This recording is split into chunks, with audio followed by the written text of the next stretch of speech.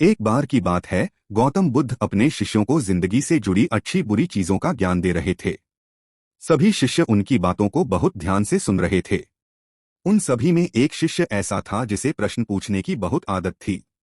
वो उठकर गौतम बुद्ध के पास गया और उनसे बोला, आप हमें जिंदगी के बारे में जो कुछ सिखा रहे हैं उस सब का क्या फायदा, क्योंकि हम में से बहुत से बच्चों को ये भी नहीं पता कि हमारे जीवन का मूल्य क्या है और ये जीवन हमारे लिए कितना कीमती है। पहले आप हमें ये बताइए कि इस जीवन का मूल्य क्या है। अपने शिष्य की बात सुनकर गौतम बुद्ध अपने कक्ष में गए और एक चमकता हुआ पत्थर का टुकड़ा लेकर आए। वो टुकड़ा उन्होंने अपने शिष्य को दिया और बोले, मैं तुम्हें इस जीवन का मूल्य तब बताऊंगा जब तुम इस पत्थर का सही मूल्य पता लगाकर आओगे। साथ ही ये ध्यान रखना कि तुम्हें ये पत्थर का टुकड़ा किसी को बेचना नहीं है। गौतम बुद्ध की बात मानकर वो शिष्य बाजार की तरफ चला गया। बाजार में सबसे पहले उसकी नजर एक फल बेचने वाले पर पड़ी और उसने वो पत्थर उस फल वाले को दिखाया और बोला, इस पत्थर के बदले आप मुझे कितने फल दे सकते हो। फल वाला बोला, ये पत्थर कुछ खास तो नहीं है, लेकिन फिर भी इसके बदले में तुम्हें 10 केले दे सकता हूँ। वो शिष्य उस पत्थर को लेकर आगे चला गया। फिर उसे एक सब्जी वाला मिला। शिष्य ने उस सब्जी वाले से उस पत्थर की कीमत पूछी।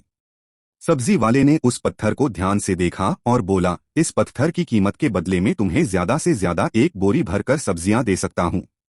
इसके बाद वो शिष्य उस पत्थर को लेकर एक सोने के व्यापारी के पास गया।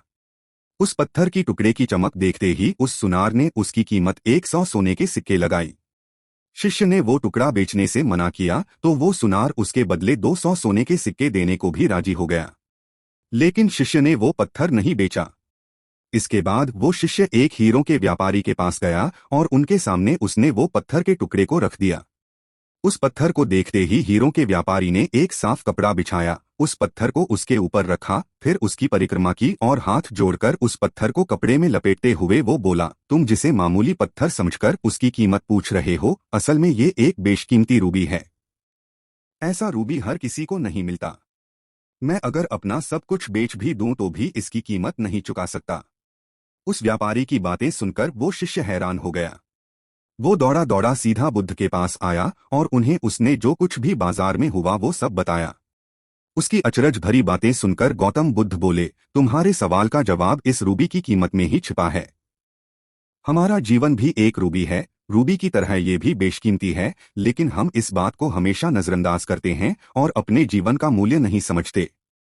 हम दूसरों को देखकर और उनके जैसा जीवन जीने की कोशिश में अपने जीवन की कीमत को कम कर देते हैं। हम ये सोचते हैं कि हमारी जिंदगी की कीमत वही है जो दूसरे हमें बताते हैं, लेकिन ये बात हमेशा ध्यान रखना कि सामने वाला अपनी हैसियत, बुद्धि और अपनी समझ के हिसाब से तुम्हारी कीमत लगाता है। सीख जो हमें गौतम बुद्ध की प्रेरणादायक कहानी से मिलती है। जिंदगी सिर्फ एक बार मिलती है, इसलिए इसको बर्बाद ना करें।